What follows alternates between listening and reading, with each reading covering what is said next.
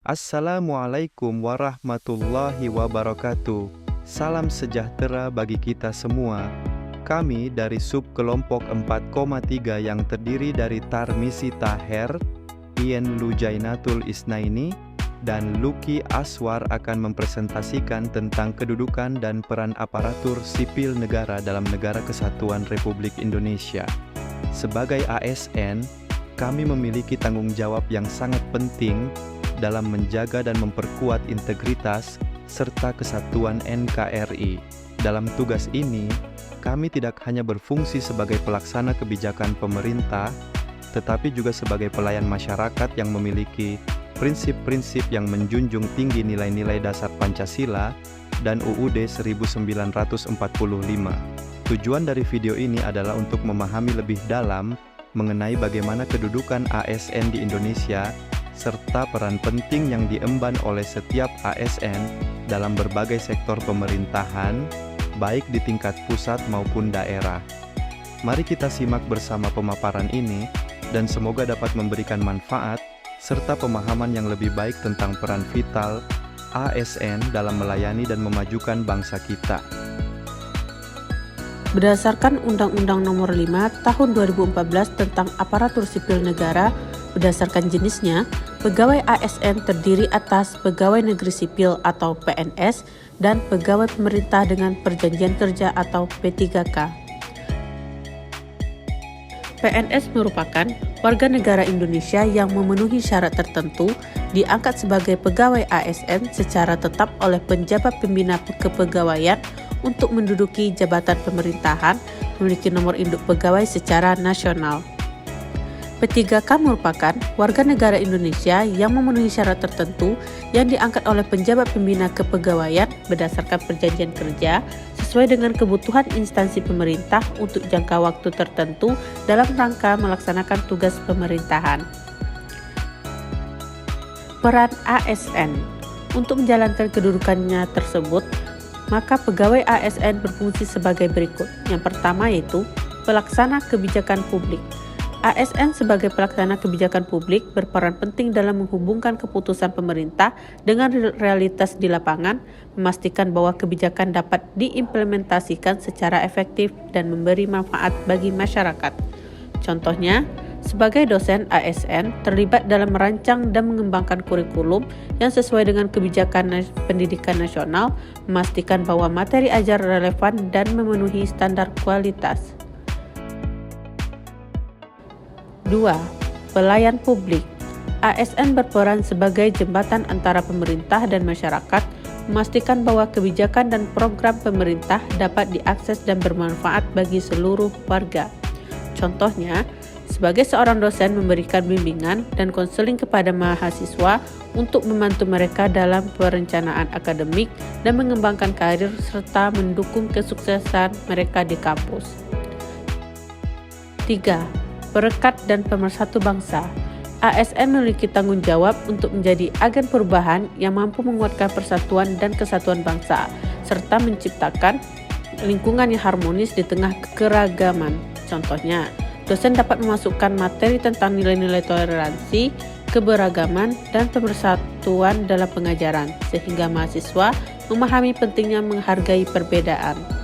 Selanjutnya, pegawai ASN bertugas yang pertama, melaksanakan kebijakan yang dibuat oleh penjabat pembina kepegawaian sesuai dengan ketentuan peraturan undang-undang. 2. Memberi pelayanan publik yang profesional dan berkualitas. Dan 3.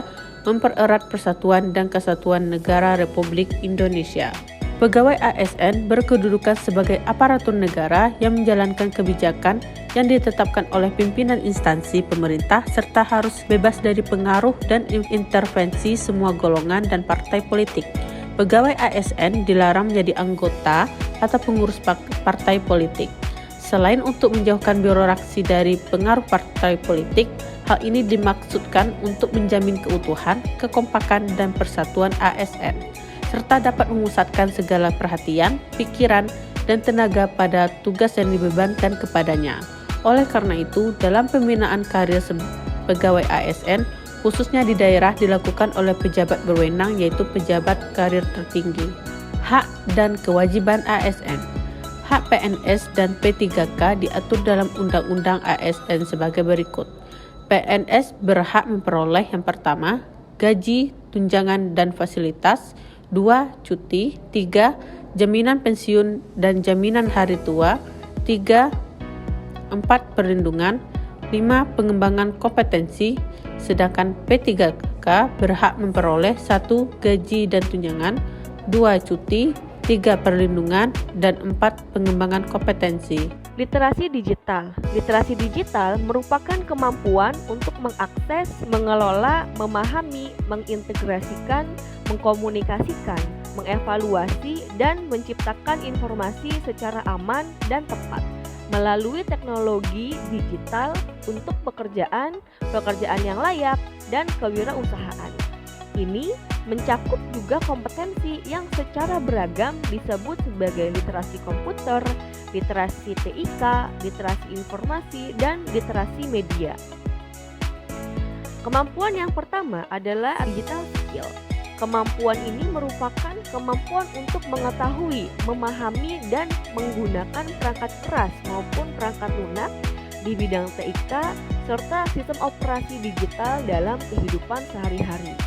Contohnya, dosen mengajarkan mata kuliah yang berfokus pada keterampilan digital seperti pemrograman, desain grafis, pemasaran digital, dan analisis data untuk mempersiapkan mahasiswa menghadapi dunia kerja. Kedua, digital culture ini adalah kemampuan dalam membaca, menguraikan, membiasakan, memeriksa, dan membangun wawasan kebangsaan, nilai Pancasila dan Bhinneka Tunggal Ika dalam keseharian, dan digitalisasi kebudayaan melalui pemanfaatan TIK. Contohnya, dosen berperan dalam mengajarkan etika dan tanggung jawab penggunaan teknologi, termasuk perilaku baik di media sosial, privasi online, dan keamanan informasi, agar mahasiswa memahami pentingnya etika dalam dunia digital. Ketiga, digital etik. Digital etik merupakan kemampuan menyadari, mencontohkan, menyesuaikan diri, merasionalkan, mempertimbangkan, dan mengembangkan tata kelola etika digital atau netiquette dalam kehidupan sehari-hari. Contohnya adalah dosen berkontribusi dalam merumuskan kebijakan etika di institusi pendidikan terkait penggunaan teknologi dan media digital, termasuk pedoman penggunaan media sosial oleh mahasiswa dan dosen. Terakhir, digital safety merupakan kemampuan mengenali, mempolakan, menerapkan, menganalisis, menimbang, dan meningkatkan kesadaran perlindungan data pribadi dan keamanan digital dalam kehidupan sehari-hari. Di sini, peran dosen adalah salah satunya dalam melakukan program penyuluhan tentang keamanan digital di lingkungan komunitas, membantu mahasiswa memahami resiko dan cara melindungi diri saat menggunakan internet dan teknologi. Demikianlah pemaparan kami mengenai kedudukan dan peran ASN dalam NKRI. Sebagai aparatur sipil negara, peran kita tidak hanya terbatas sebagai pelaksana kebijakan, namun juga sebagai penggerak perubahan dan pelayan masyarakat yang berlandaskan integritas, profesionalisme, dan semangat kebangsaan. Melalui pemahaman yang mendalam mengenai kedudukan dan peran ini, kami berharap setiap ASN dapat lebih sadar akan tanggung jawabnya dalam menjaga keutuhan bangsa serta meningkatkan kualitas pelayanan publik. Dengan berpedoman pada nilai-nilai dasar ASN, yaitu berakhlak, kita bisa bersama-sama mewujudkan Indonesia yang lebih baik dan maju. Kami ucapkan terima kasih atas perhatian dan waktu Anda untuk menyimak presentasi ini. Semoga apa yang kami sampaikan dapat memberikan manfaat dan memperkuat peran kita sebagai ASN dalam membangun bangsa dan negara. Assalamualaikum warahmatullahi wabarakatuh.